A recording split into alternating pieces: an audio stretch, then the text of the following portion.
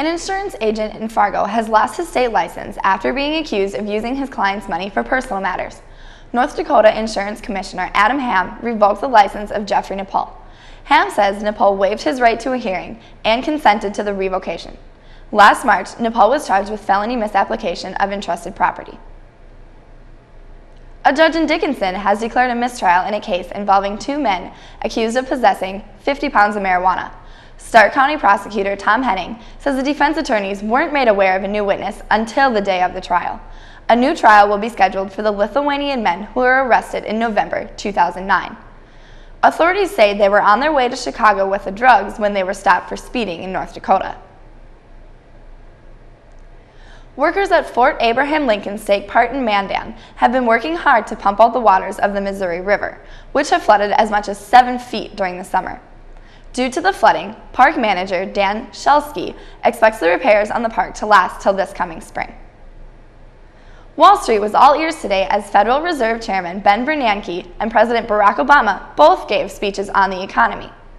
In his speech, Bernanke detailed his outlook for the economy ahead of a much-anticipated meeting by the Federal Reserve later this month. President Obama spoke before a joint session of Congress. Among other things addressed in his speech, President Obama laid out his jobs plan and announced a $300 billion package that includes tax cuts, state aid, and additional spending on infrastructure. Egyptian officials have frozen new licenses for private TV stations and are taking steps against broadcasters because they are inciting violence.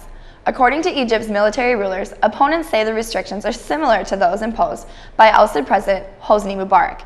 But Egyptian Communication Minister Osama Haikal says the freeze is temporary and is only meant to prevent violence. There's a little fog rolling in tonight, but it looks like it will clear up tomorrow. But Jessica Gulseth can tell us more about that. Jessica? Thanks, Courtney. That's right. We'll continue to have some patchy fog late into tonight and even tomorrow. Friday morning, we will again see some fog, but no worries, it won't last long.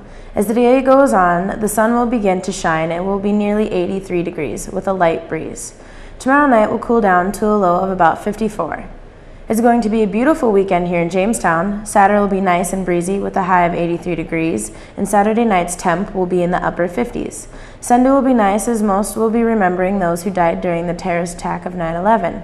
Monday looks to be a nice day, but maybe a little cold as temperatures will reach 74 degrees. And Tuesday will be mostly sunny with a high of 70, and Tuesday night could be a little chilly for some. It's going to be partly cloudy with a low of 43 degrees. Back to you. Thanks, Jessica. The Jimmy men's and women's cross-country teams will be running at the Randy Smith Invitational in Glendon, Minnesota tomorrow at 4 p.m. The football team is back in action this Saturday as they gear up for their first home game of the season against Wisconsin Stout. Kickoff is at 1 p.m. Be sure to catch the Nightline dance team performing at the game. The men's soccer team is hosting Dordt College on Saturday. Game time is 11 a.m. The women's soccer team had an unfortunate ending to their game last night with a losing score of 4-0. They hope to regain some confidence tomorrow at Minnesota State Moorhead. The Jimmy men's and women's golf teams both had exceptional finishes at the Bismarck State College meet, each team placing first out of 7. For the women, Kelsey Ross had a good day by shooting a 76. Volleyball will be traveling to La Crosse, Wisconsin to play in the Vitterbo Invite tomorrow and Saturday. The Jimmies will play 4 matches and are looking to improve upon their 5-4 record. That's the news for tonight, Jamestown. Thank you for joining me, and be sure to tune in tomorrow when we'll again connect the campus with the community.